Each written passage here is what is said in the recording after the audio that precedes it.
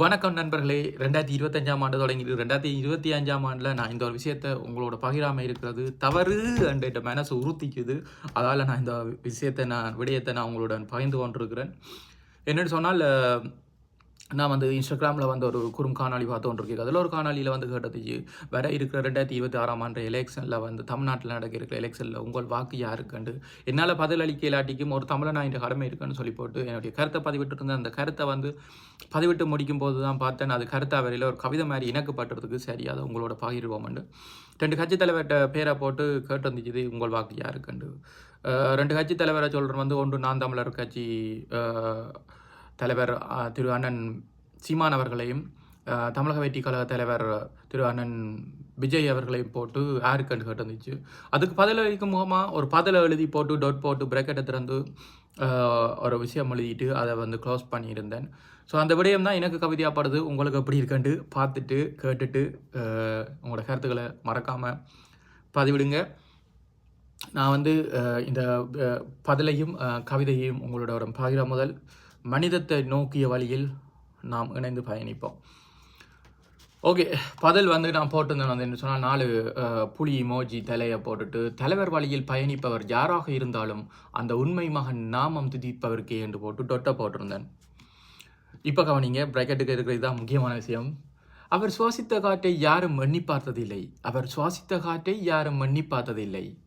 அந்த காற்றிடம் நீ கேள், அவர் தமிழர்களை எப்படி நேசித்தார் என்று. அந்த காற்றிடம் நீ கேள், அவர் தமிழர்களை எப்படி நேசித்தார் என்று. அவரின் காலமெல்லாம் ஒளிச்சென்ற ஒவ்வொரு முச்சுக்காற்றும் வெளியே வந்த பின்பு சொல்லும் தமிழரின் தமிழென்று. அவரின் காலமெல்லாம் உள்சென்ற ஒவ்வொரு மூச்சு காற்றும் வெளிவந்த பின்பு சொல்லும் தமிழரின் தமிழென்று. அவர் தமிழரின் தமிழென்று என்று சொல்லி பின் மனம் வருந்தும் ஏன் வெளியே வந்து இந்த மாசுபட்ட காற்றுடன் கலந்தோம் என்று.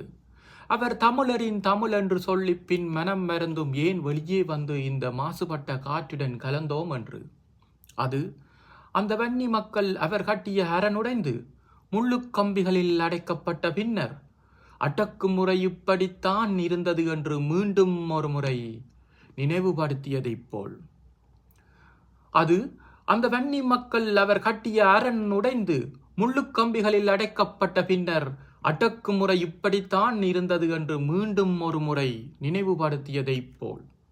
பிரபாகரன், தமிழரின் தமிழ். ஓகே கைஸ், இதைத்தான் எழுதியிருந்தன் விடயம் வந்து எனக்கு கவிதையாக பாட்டிச்சு. உங்களுக்கு எப்படி இருக்குன்னு சொல்லி கருத்தில் பதிவிடுங்க. தர்மம் வெல்லும், நியாயம் வெல்லும், மனிதத்தை நோக்கிய பாதையில் தமிழர்கள் கண்டிப்பாக நடப்பார்கள் என்றது ஒரு தமிழனாக எனக்கு தெரியும். ஒரு தமிழன் அறம் மிக்கவன், வாய்மை உள்ளவன், அநீதி இழைக்காதவன்.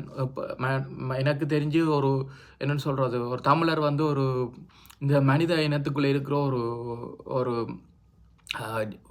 என்ன சொல்கிறது, ஒரு நடுநிலை வகித்து மனிதத்தை காக்கிற ஒரு விஷயமாக தான் நான் பார்க்குறேன். ஸோ அப்படிப்பட்ட தமிழ் என்றைக்குமே அழியக்கூடாது. மொழிகளை வச்சு நான் சண்டை பிடிக்கையில் தமிழர்கள் ஆரம்பிக்கவர்கள். ஓகே, இந்த காணொலி எப்படி இருக்குன்னு சொல்லி கருத்து தெரிவிங்க. இன்னொரு காணொலியில் உங்களை சந்திக்க கூட வந்து விடைபெறும் நான் உங்களை. பாய்.